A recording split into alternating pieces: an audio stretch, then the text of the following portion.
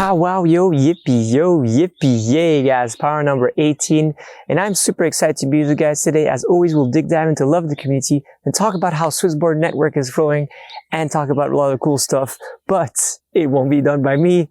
Fortunately, I'm sharpening saw. I'm in the beautiful places of Bordeaux, and for those that want to meet up, Saturday I will be in Montpellier at the event at Ruby Chain, so if you guys want to meet up, please let me know. And we'll see you in Montpellier. Borgers, the team is all for you. Hi guys, as always, we try to bring in not only list the best projects, but talk to the founders, the team. And today I'm very excited to have Matt. Welcome to the Pow Wow show.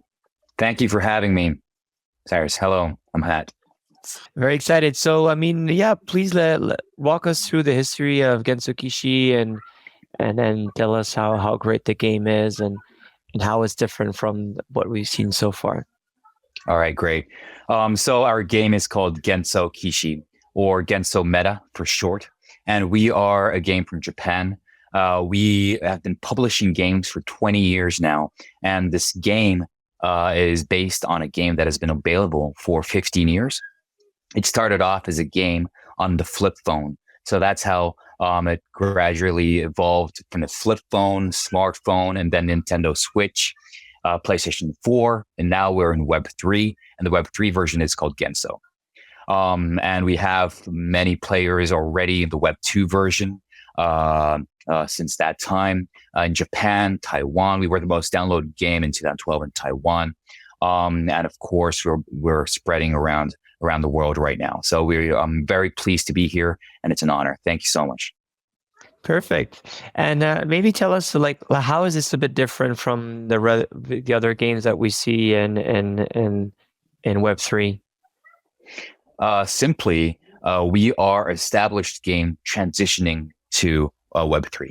So we're not building from scratch. And we're bringing the community, we're bringing the game, we're bringing the mechanics, the whole entire game structure, just onto the Polygon blockchain. So I think it's a different aspect, different way of seeing Web3 games. Yeah, I think so. I know you guys for some time, but I only downloaded the game, to be honest, 2 weeks ago. And to be honest, I was very amazed. It reminds me the old days of Final Fantasy VII, and how the graphics are well done and how you could really enjoy playing. I think so. The difference, what I see from Genso, is that the reward mechanism and how you could build and accumulate lands and get all these artifacts. I think so. It's really cool. But I would play this game just playing this game because it's a cool game, and I think so that's the big difference from the others, which is it's not fun. I think so this game really is fun. So my big respect to that, and I do believe it's really grown. For now, I understand the biggest community, Matt, it's mainly in Asia. Is that correct? It's Japan, Taiwan, and Philippines. Yeah, exactly. So our user base is spreading in Japan, Taiwan, of course, China, and a lot in Asia. So I think, like you said, the game is already out. It's playable, and people are having fun. So that's why I think the game is spreading word to mouth. Very excited about this. Yeah, I definitely believe that it's very popular in Asia, but I'm pretty sure that across the globe it will be, because again, it's a very fun game. Investing in the token is one thing, but I all recommend you to play the game, and if you really like it, to understand really the value. And maybe this jumps quite well to the MV token. Can you talk about the MV token and how it could be used into the app? So first of all, of course, you need these tokens, like I said, to reinforce and repair the gears, the cosplay items, the cosplay gear that you have, and also, when we open the land customization, you need a certain amount of MB tokens to actually allow customizations, allow users to come in and play among other users. And also, of course, when you stake the MB tokens, you can earn RON tokens. And we have a lot of players who are staking the MB tokens to earn these RON tokens as well. Yeah, I really love the fact that, the MV token has all these different utilities of, as you just said, voting, but as well getting different perks into the game, being able to test different things, and more importantly, be able to win this game. Is there cases that, so for example, there's some users, super users that don't need tokens, MV tokens, in order to grow and be one of the best, or is it like highly recommended for the players actually to have these tokens, and without these tokens, well, there's no lands, and then the game, you don't have the full potential? Of course, the game is free to play, so of course you can play the game freely, but it is, like you say, highly recommended for users, and super users definitely need MV tokens to actually cruise through the game. Love it. Back in the day, we had some cheat codes, we tokens is not cheat codes, but at least it gets you the full potential, and that I really like about that, having the best of those both worlds, which is really cool. And you talked quickly about Ron, the token itself. It's enables you essentially to buy more artifacts in the game. Is that correct? They accumulate RON through playing the game. They accumulate items, and when they sell it, they accumulate RON tokens as well. Yeah. Okay, great. And then if you stake these MV tokens, you're essentially farming these RON tokens. Is that correct? Exactly, which of course you can use in the game and reinforce items as well. I think so. That's really, really cool. Is there, Matt, any other exciting things that you're thinking about having in the game soon? Exactly. So we just announced this service called Genso Maker. And as I've been explaining, we are going to allow a lot of our players to build 3D houses, anything 3D inside their metaverse. And what we did is announce that we are going to have a test version of the Genso Maker come out very soon. And that's going to be in May. And users are going to be able to use the test version to kind of build houses, allow users to come in. And then in a further date during this year, we're going to have them able to place anything on their land that they purchased. Okay, super cool. Talking about that, I shared this, was it last week or the former, I forgot, 2 weeks ago, that you guys, have like a SwissBorg shop and different things like that. Is there like more initiatives that's going to take with this, like trying to bring in, I know Avegochi, for example, character was in the game. Are you trying to bridge more of these cool NFTs or cool communities that could have their brand, their image, or maybe even more different characters? Absolutely. I think our strength is that we have so many gamers, so many designers that we're working with. We are an established gaming publisher. So, like you said, we're working with Web3 brands. We are going to announce a whole collection with Magic Eden for some Polygon IPs, Polygon ecosystem IPs. And I think our strength is that we have a lot of past IP collaborations for Japanese IPs as well. So these IPs are going to come into the to our Genso metaverse, and we will see these brands, these characters that you've seen before. Awesome. Really excited about that. Matt always asks, what do you guys like the most about SwissBorg and the SwissBorg community? Like, it's very always happy to understand, what's the strength or whatever you guys like. Yeah. The founders, of course, and of course the community. I was in one of your meetups in London. I loved everyone. I loved the enthusiasm, the love actually I felt of the SwissBorg community for SwissBorg. Oh, that's very, very kind of yourself. Thank you so much, Matt. Is there anything else that you would like to cover and we potentially forgot about mentioning or talking about? Right. So we had the SwissBorg Shield come out as well, right? So I think you had to register onto the game and, of course, have a SwissBorg account to be eligible to receive this NFT. I've heard that we are going to kind of have a SwissBorg community meetup inside Genso. So we hope to see that soon. We hope to see the SwissBorg users come in and mingle inside the game. We've had a lot of these giant meetups inside our metaverse as well. So maybe we can do one of your SwissBorg meetups inside Genso one day. Yeah, I would love to see that. That's definitely, we definitely should do that. Looking forward to always bridge the different worlds. And I strongly recommend, as I said 2 weeks ago, Genso, it is a real game. It's a real team behind it. It has a real great community in Asia. And I think so with SwissBorg, we could definitely grow the one in Europe. And I'm extremely bullish about gaming, GameFi in general. And I think so, not only it's well built, I think so this is a well thought project as well. It's a company that has achieved already a very huge amount of milestones in the Web 2. So I can only be very trust that the Web3, you guys are going to crush it, which you already are. Well, thanks so much, Matt. I love having you here. Thank you, Cyrus. Talk soon. Take Had care. a great time. Thank you so much. Pow wow wow, yippee yo, yippee yay, guys. Yes, I am sorry it is not my brother, but it is me, your friend Alex Fazel, and I'm here to serve you guys today because my dear brother is taking a well-deserved vacation.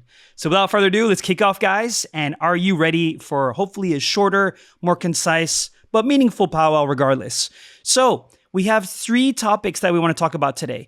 One is about the protect and choose. One is about some additions or upgrades within the app. And then, of course, we want to talk a little bit more about alpha and the hero score because there's a lot of debates, a lot of opinions being shared online, and we want to address these. So the first question of the week is talking about the hero scores. There are many, many questions about hero scores. And a lot of people are reluctant, are hesitant, or just do not believe that this is the right methodology. Now, I need you guys to trust us. We have some of the best data scientists, engineers, developers in the game. True intellectuals working on this. Yes, it's new. Yes, there will be some hiccups. Yes, it will not be perfect. But it's very important for you guys to remain patient, not judge immediately on the first day or second day, right? Give us a little bit of time so that we can try these things out on an MVP level. And once we validate the use of it, then we can ship it through the app. So this question, how do we keep track of hero scores? You will be receiving email updates with your hero score. So don't worry, be patient, guys. But this kind of brings me back to something that's really, really important. Have you guys ever seen or heard of a book called Growth Mindset? No, it's called Mindset by Carol Dweck. There's also a TED Talk about it. But long story short, when I see some of the reactions online, on Discord, on Twitter, people getting upset, frustrated, it makes me think that, sometimes we need to take a step back. We need to really focus on creating the right mindset, not for SwissBorg and not for the community, but for yourself, so that you have a more sane, you have a healthier lifestyle without going through all these issues and stress, unnecessary stress, right? And I just wanted to go over this together. So you can see here on the left that the growth mindset, there are 2 types of mindsets, the growth and the fixed mindset. The growth mindset is all about freedom. It's about persevering in the face of failures. It's about putting effort into building new skills, finding inspiration in other successes. And by the way, the hero score was inspired by the karma points that comes from CoinList, which is the most successful launchpad in the world, or the power points from DAO Maker, which is the highest token in terms of market cap when it comes to launchpad. So yes, embrace challenges, accept criticism, but not on day 1, not on day 2. Let's wait until the end of this month, at least. And then we can share some feedback. And as Juju was saying from SwissBorg Mania, now that we have governance and the whole democratic and voting system in place, we can even be more inclusive and in getting people to participate and share their feedback. But if we have a look at the second quadrant here, or the second visual, we have on your left, you can see again, fixed mindset, which is, does not try to improve things, always avoids challenges, gives up easily, sees effort as fruitless or worse, ignores useful negative feedback, and feels threatened by the success of others. And so I feel like a lot of us who are reacting negatively are maybe at this point in the fixed mindset. And that happens to me a lot, guys, by the way. Like for me, one thing that I've learned through the past years, working in a company that has gone through such hyper growth is never be married to an idea. Let that sink. never be married to an idea. So now I always think that my idea is never the right one. Maybe I'm going to bring value, but there's always different minds and perspectives to go through. So what can we do instead? The growth mindset, we can embrace challenges, guys. We can persist, even if we're having setbacks, even if an email was a bit late or out of sync. We keep on persisting. We keep on pushing to make things better and see effort as the path to mastery. Learn from criticism. Of course, we will learn once we have a little more of a better understanding of what the hero score is, what the rewards are for the small fish, for the bigger fish or the whales. Really understanding everything is really important because we always, and this is one of the most valuable quotes from a book called The 7 Habits to Highly Effective People. And it says, seek to understand before judging. And that's really important. And then we'll find lessons we'll reiterate for better versions in the future. Okay, so news of the week very quickly. You guys know John Oliver is examining crypto volatility and risks through the collapses. The SEC's Gary Gensler, this guy is a real joke.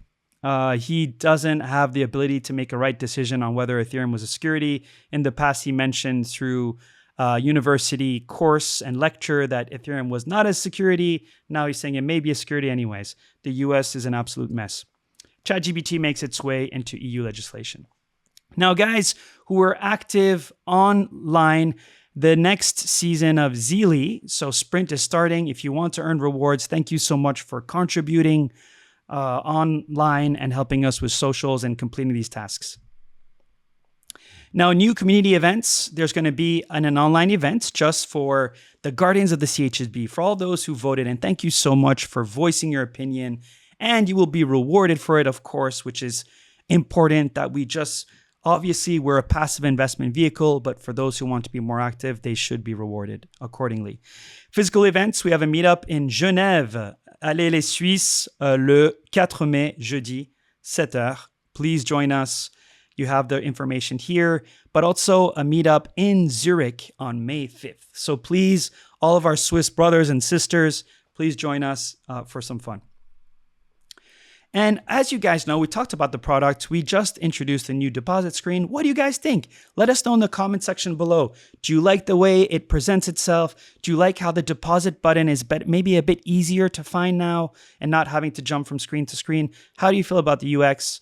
And by the way, Romain, we all know that you will have very useful feedback as well, so please do share.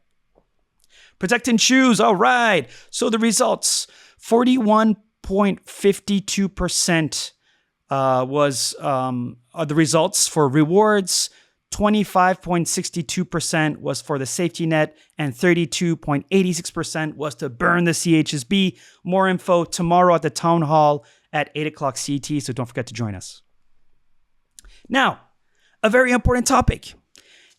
You guys remember we talked about alpha, right? We talked about how alpha is going to be connected to the hero score. Now, first and foremost, going back to the smaller fish, if you guys are worried that alpha is indeed a little bit geared towards those who have more CHSB, you will still get rewards through the hero score system. Go back and understand you'll get cash back in CHSB, you'll get abilities to upgrade your premium tier, and really the importance here is for you to realize the hero score will help the small fish, it will help the bigger fish, it will help the whales.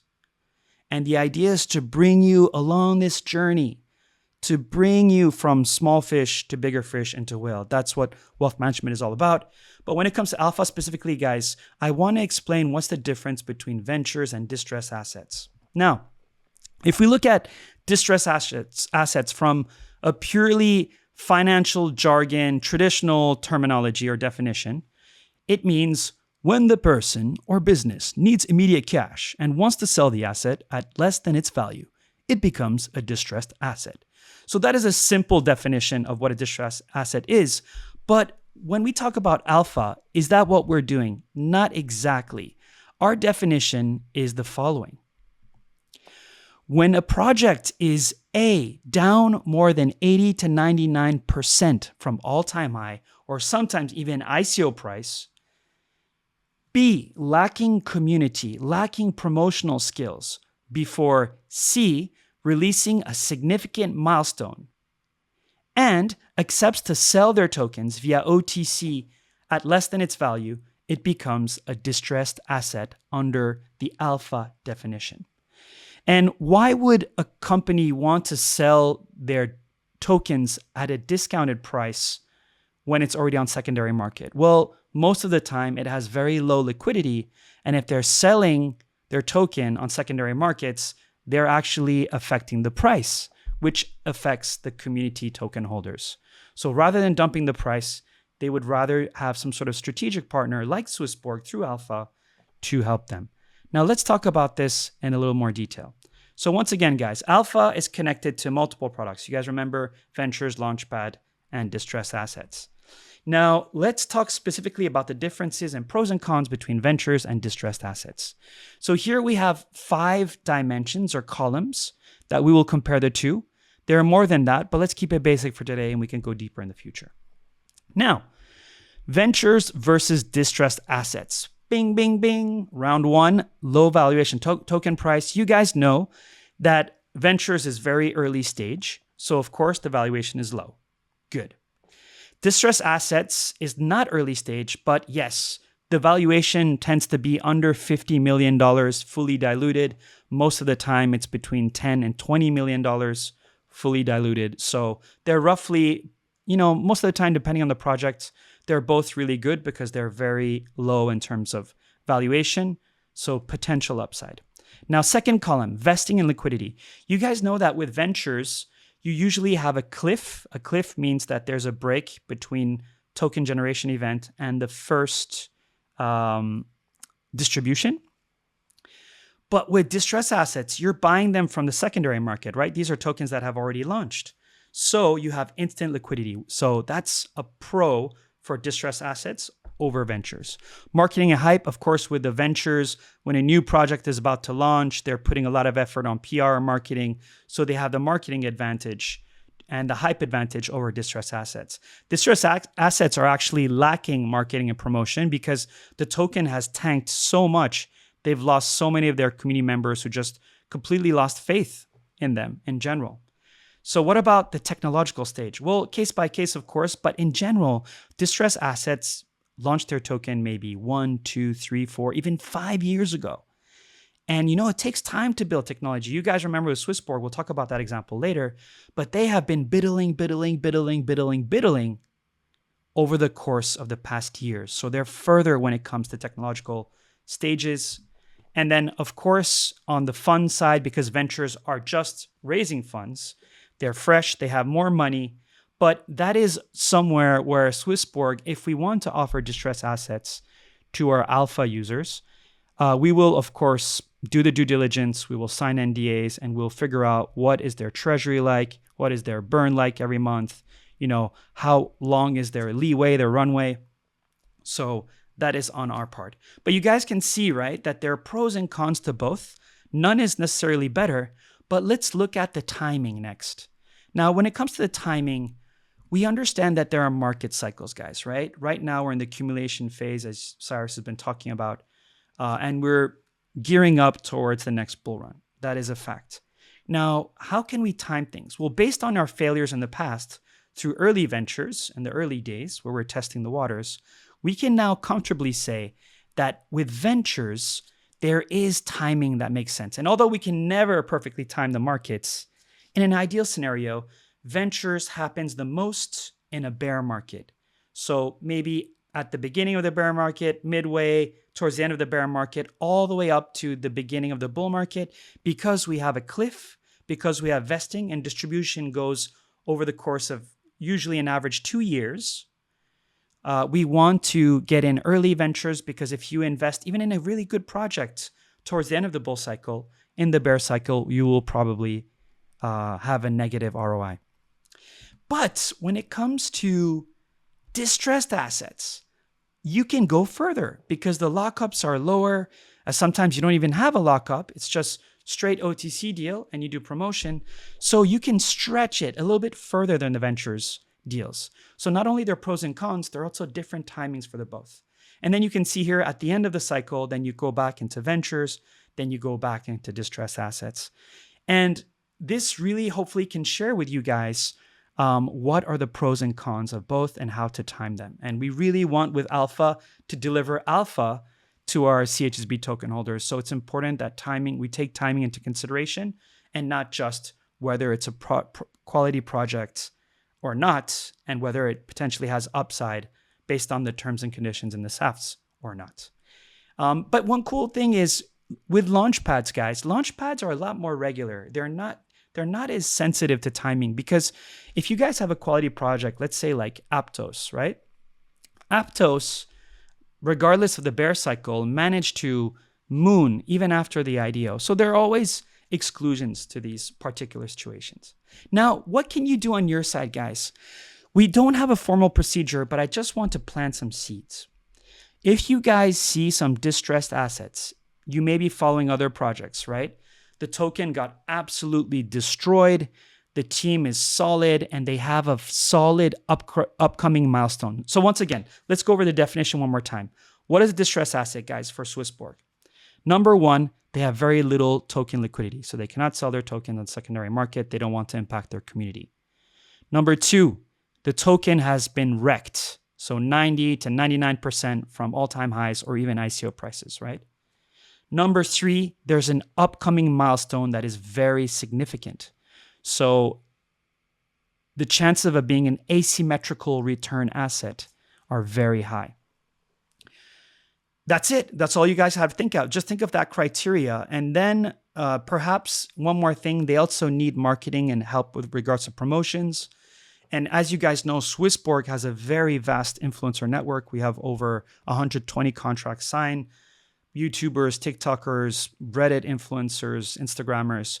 So we can help on the promotional side so that the project is no longer as undervalued as it and where it needs to be when it comes to its future. So all you need to do is identify the projects, tag us. We'll come up with an official flow in the future. But once again, let us know your opinion, guys. Are you more interested in ventures deal flow? Are you more interested in distressed assets? Obviously, there are pros and cons to both. And what matters the most is to provide you with offerings that generate alpha. But let us know your opinions. I think it's very, very important. And that's it when it comes to distressed assets. CHSB data, here we go. So we are on fire when it comes to premium upgrades. 537, one of our beautiful community members actually mentioned, I haven't seen these numbers since 2021. Very, very interesting. And as you can see, we're almost 30% of CHSB tokens staked. Woo! This is looking really, really good. It's the end of the CHSB yield program, as you guys know.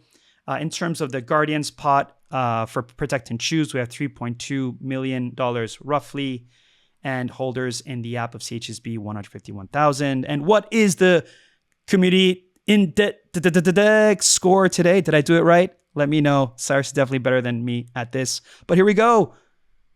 4.3. Not so good. Why? CHSB price slightly dropped.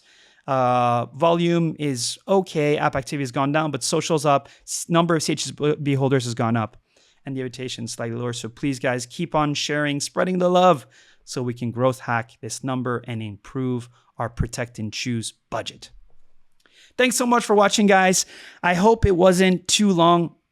I want to let you guys know that once again, when it comes to the mindset, this is a very emotional market. A lot of us have been hurt heavily by these markets. So I do think that the emotions that are injected into what's happening are more negative. We may have more negative energy than usual, which is totally understandable. And that negative energy may make us dive into what we call a fixed mindset, unfortunately.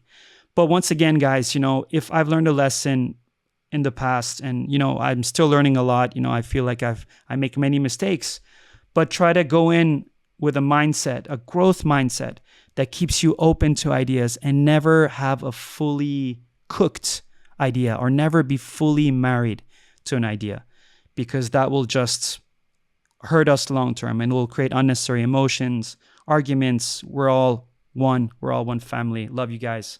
See you soon. Through SwissBorg, all assets will have a fiat gateway. And here is the thing. Premium features gives you 0 fee trading. It's an amazing fiat gateway.